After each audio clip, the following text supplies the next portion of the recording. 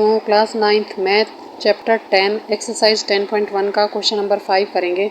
लिखा है sides of a triangle are in the ratio of 12:17:25 and its perimeter is 540 centimetre.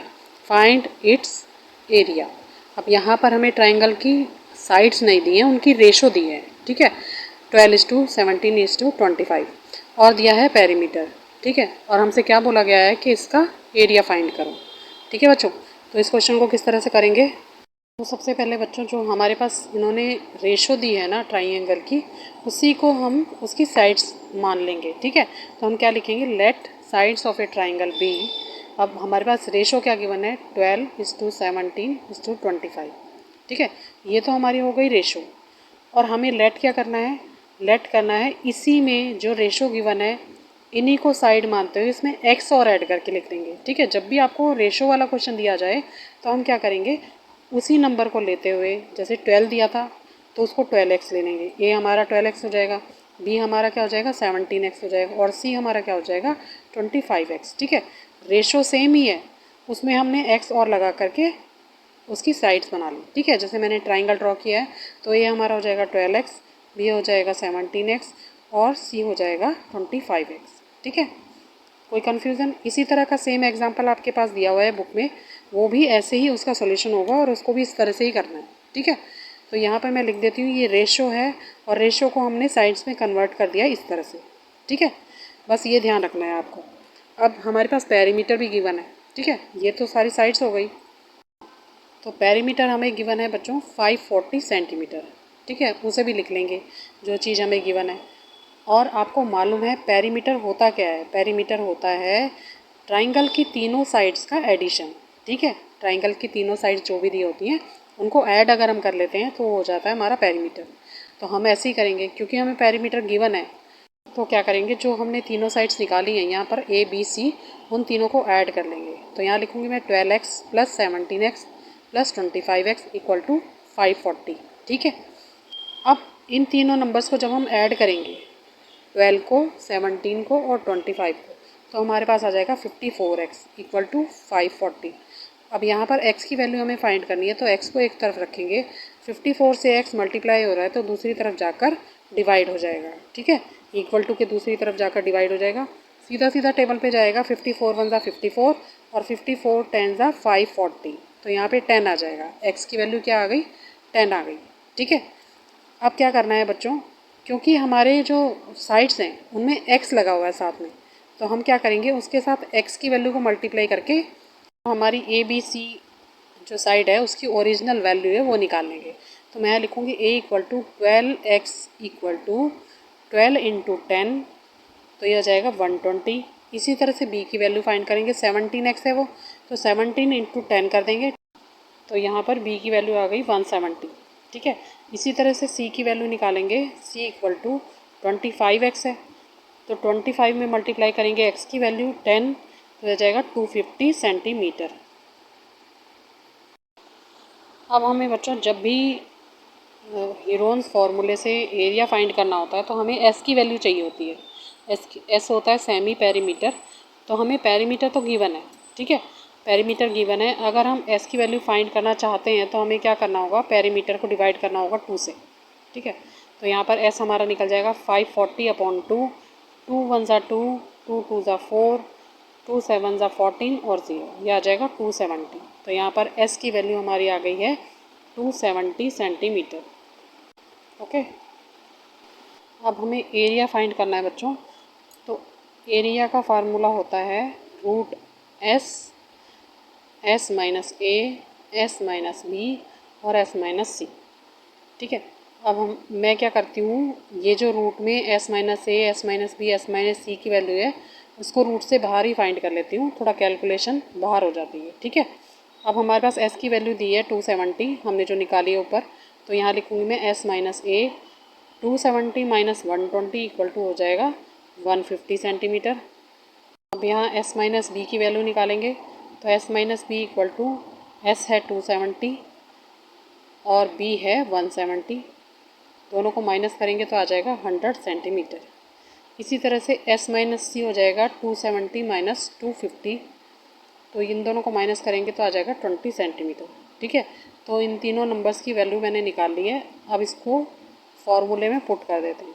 सबसे पहले लिखते हैं s, फिर वैल्यू आएगी s माइनस ए की जो हमने 150 निकाली है, फिर s माइनस बी की जो 100 निकाली है, और लास्ट में s माइनस सी की वैल्यू हो जाएगी 20। ठीक है, अब मैं आपको 270 के फैक्टर करके बता देती हूँ ताकि आप इजीली समझ जाओ। अगर आप डायरेक्ट इसके फैक्टर कर सकते हो तो फैक्टर डायरेक्ट कर लो, वरना इस तरह से कर लो। ठीक है, अब मैं 270 के फैक्टर आपको करके दिखा रही हूँ। यहाँ पर ये 3 से जाएगा, 3 9 ज़ा 27, 0 बच जाएगा, फिर 3 से 3 3 ज़ा 9, फिर 3 से करेंगे, फिर 3 10 ज़ा 30 आ जाएगा। इसके बाद में इसे 10 से ही डिवाइड कर रही हूँ, तो 10 से करती हूँ, 10 1 ज़ा 10 पे चला जाएगा। ठीक है, तो इसके फैक्टर क्या बने, 3 3 3 इंटू 10। ओके, तो इसको लिख लेते हैं 3 इंटू 3 इंटू 3 इंटू 10 मल्टीप्लाई। अब नंबर है 150, 150 के फैक्टर कर लेते हैं। तो यहाँ पर 150 के फैक्टर करेंगे तो यहाँ आप डिवाइड कर सकते हो 3 से। ठीक है, 3 5 ज़ा 15 होता है, 5 पे चला गया। अब 5 से कर लो, 5 1 ज़ा 5, 0 बचा। तो यहाँ मैंने इसके 3 ही फैक्टर किए हैं, 3 इंटू 5 इंटू 10। ठीक है, अब बचा आपके पास 100। 100 को आप कैसे लिख सकते हो, 10 इंटू 10 लिख सकते हो। ठीक है, 100 को मैं लिख रही हूँ यहाँ पर 10 इंटू 10। अब उसके बाद बचता है 20। ठीक है, लास्ट में हम 20 के भी फैक्टर कर लेते हैं बच्चों। 20 के फैक्टर होंगे, 2 पे जाएगा 2 10 ज़ा 20, और फिर से जाएगा 2 5 ज़ा 10। ठीक है, यहाँ पर 20 के फैक्टर हो जाएंगे 2 इंटू 2 इंटू 5। ठीक है, अब बच्चों दो दो का पेयर बनाते हैं तो रूट में से एक नंबर बाहर आता है, आपको पता है ना। ठीक है, तो हम यहाँ पर इसका पेयर बना लेंगे। 3 का एक पेयर बन गया है, ये 3 का दूसरा पेयर बन गया। इसी तरह से 10 का पेयर बना लेंगे, और एक 10 ये रहा, फिर बनेगा 5 का पेयर, और फिर लास्ट में ये 2 का पेयर। ठीक है, अब जिन नंबर्स के पेयर बन गए उन्हें बाहर निकाल लेते हैं। 3 इंटू 3 इंटू 10 इंटू 5 इंटू 10 और इंटू 2।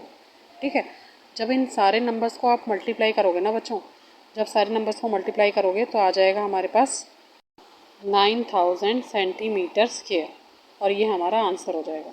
ठीक है, जो हमें एरिया फाइंड करना था उसका आंसर है 9000 सेंटीमीटर स्क्वायर। ओके, तो ये था क्वेश्चन नंबर 5। स्टार्टिंग से देख लो मैंने क्वेश्चन किस तरह से किया है।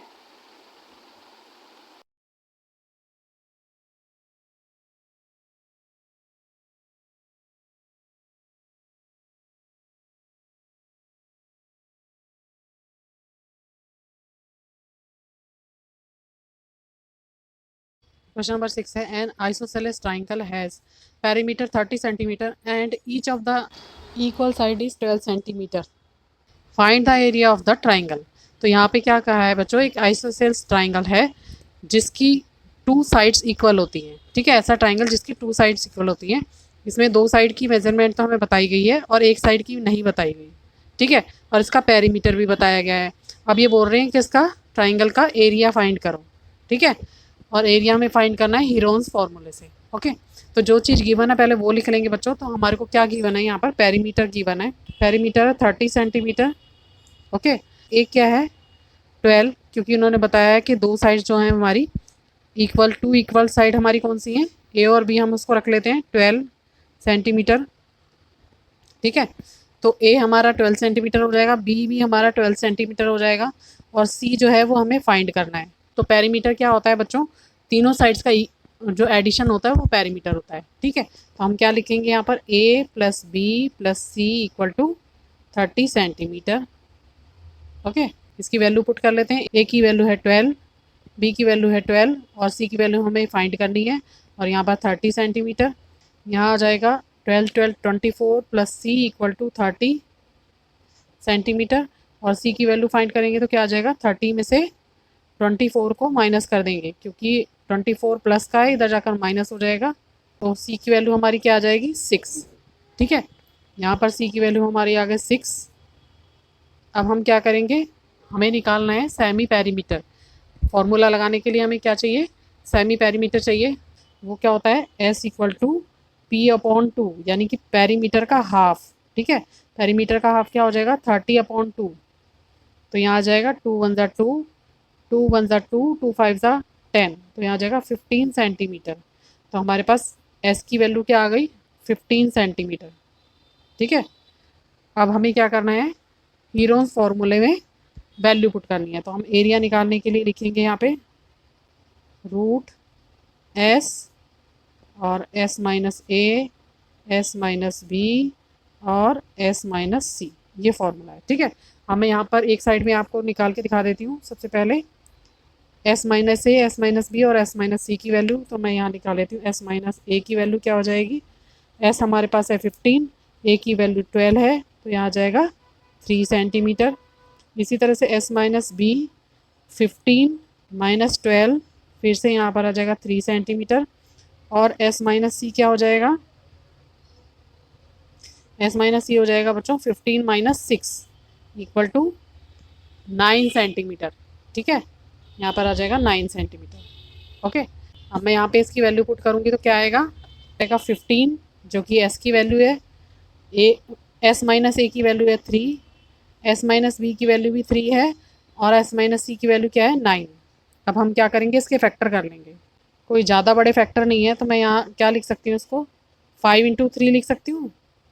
5 3 ज़ा 15, और ये दोनों 3 आ जाएंगे, फिर 3 इंटू 3, और इसको क्या लिख सकती हूँ, इसको भी 3 इंटू 3 लिख सकती हूँ 9 को।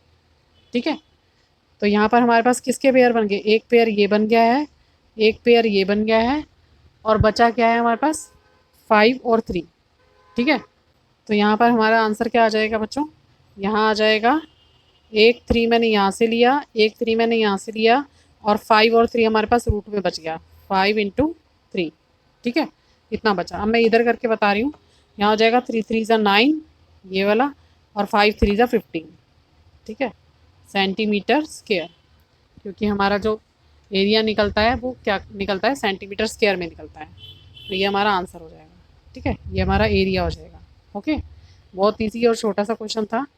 तो इस तरह से मैंने यहाँ पर फाइंड करके दिखा दिया आपको। फैक्टर छोटे छोटे बने हैं, तो इस तरह से फाइंड कर लेंगे और आंसर हमारा ये आ गया। ठीक है, मैं आपको शुरू से दिखा देती हूँ किस तरह से क्वेश्चन किया है।